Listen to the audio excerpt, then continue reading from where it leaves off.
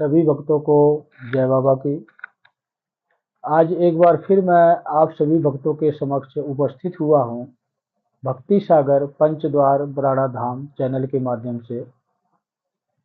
बहुत से भक्तों को ये संकोच होता है कि हमारे घर में कोई पैदाइश हुई है, कोई डिलीवरी केस हुआ है, किसी की बच्चा पैदा हुआ है, तो क्या हम बाबा जी की जोत जला सकते हैं, पूजा पाठ भक्ति कर सकते हैं। देखो, बहुत से लोगों ने भ्रमित किया हुआ है कि हमारे घर में कोई पैदाइश हुई है या कोई मृत्यु हुई है, इस प्रकार की कोई प्रक्रिया हुई है तो हमें भगवान की पूजा नहीं करनी चाहिए। ये सब एक पाखंड फैलाया हुआ है। इस बातों को मैं नहीं मानता हूँ और ना ही इस बातों को मैं मानता देता हूँ। मैं कभी भी इस प्रकार की ऐसी बातों को नहीं मानता। भगवान की भक्ति के लिए इन सब चीज़ों की बाधा किस प्रकार की बाधा है। हम तो भगवान की भक्ति कर रहे हैं ना, पूजा पाठ कर रहे हैं। और जो इंसान मर जाता है उसके नाम का भी तो हम पूजा पाठ ही करवाते हैं, उसकी आत्मा की शांति के लिए। वही कार्य हम क्यों ना पहले शुरू कर दें। जिस भी देवी देवता की आप पूजा पाठ करते हैं अपने घर में, चाहे कोई मृत्यु हुई हो या कोई बच्चा पैदा हुआ हो आपके घर में, बच्चा पैदा हुआ तो और खुशी की बात है। और दोनों परिस्थिति एक ही है। वो कैसे दोनों परिस्थिति एक ही है कि अगर कोई आपके घर में मृत्यु होती है तो उस टाइम पर भी आपको पूजा पाठ करना चाहिए और परमात्मा से विनती करनी चाहिए कि इनकी आत्मा को शांति मिले और इनको मुक्ति प्रदान हो।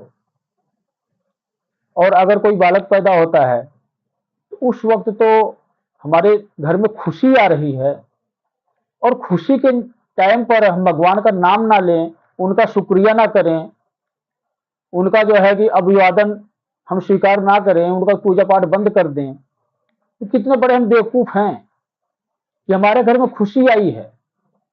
परमात्मा ने हमारे घर में एक नए सदस्य को भेजा है, चाहे वो किसी भी रूप में हो, चाहे भाई के रिश्ते से हो, चाहे किसी भी रिश्ते से हो, चाहे बालक के रिश्ते से हो। कोई ना कोई सदस्य बढ़ रहा है, मेंबर बढ़ रहा है, तो हमारा कुल आगे बढ़ रहा है। कितनी बड़ी खुशी की बात है। और इस टाइम पर हम परमात्मा की भक्ति ना करें। साधारण पूजा पाठ भक्ति आप प्रतिदिन घर में करें, चाहे इन दोनों परिस्थितियों में से किसी भी प्रकार की कोई परिस्थिति हो, आपको पूर्ण अधिकार है।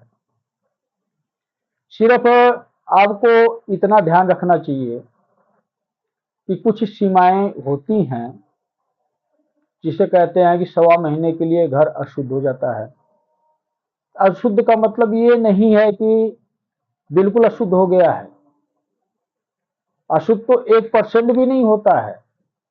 लेकिन अगर हम कोई नवा शुभ कार्य शुरू करते हैं, उस प्रकार के पूजा पाठ हवन यज्ञ 1.25 महीने का हमें परहेज रखना चाहिए, उस दौरान नहीं करना चाहिए। डेली का पूजा पाठ अपने घर में आप खुले दिल से करें, श्रद्धा भाव के साथ करें।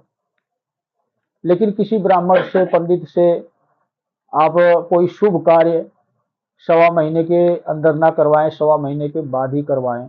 हाँ, अगर आपने पहले से ही कोई पूजा पाठ संकल्प लेकर शुरू किया हुआ है पूजा पाठ से संबंधित, जैसे कहते हैं कि हमने 11 दिन की साधना उठा रखी है या 21 की साधना उठा रखी है या 1.25 महीने की साधना उठा रखी है, मतलब कि किसी एक स्पेशल देवी देवता की भक्ति करना, इस प्रकार की प्रक्रिया आपने अगर शुरू कर रखी है तो इस बीच में चाहे किसी की मृत्यु हो जाए, चाहे किसी का जन्म हो, आप कर सकते हो। आपके परिवार के अगर सहमत हैं इन बातों से, आपके परिवार के इस बात को समझते हैं, वो कहते हैं कि नहीं आप अपनी पूजा पाठ भक्ति करो, तो आप कर सकते हो। देखो, परिवार से विचार विमर्श करके ही चलना पड़ता है। और अगर कोई मृत्यु हुई है हमारे घर में और आप अपनी साधना पूर्ण करने में लगे हुए हैं, तो हो सकता है कि आपके परिवार का कोई व्यक्ति आपसे नाराज हो जाए कि आप, हमारे घर में मृत्यु हो चुकी है, एक सदस्य हमारे घर का चला गया और इसको पूजा पाठ भक्ति सूझ रही है। हालांकि उसकी सोच गलत है।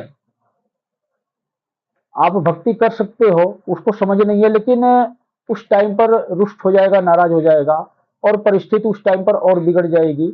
इसलिए परिवार की सहमति से ही आप करें। भक्ति तो आप दोबारा भी कर सकते हो।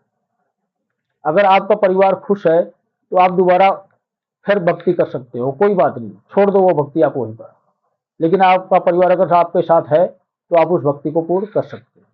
सिर्फ यही जानकारी देने के लिए आज मैं फिर आप सभी भक्तों के समक्ष आया पंचद्वार बराड़ा धाम चैनल के माध्यम से। और इस जानकारी को ज़्यादा से ज़्यादा आप शेयर करें। हर किसी को पता होना चाहिए कि भगवान की भक्ति कभी भी किसी परिस्थिति में रोकनी नहीं चाहिए। तो सभी भक्तों को जय बाबा की।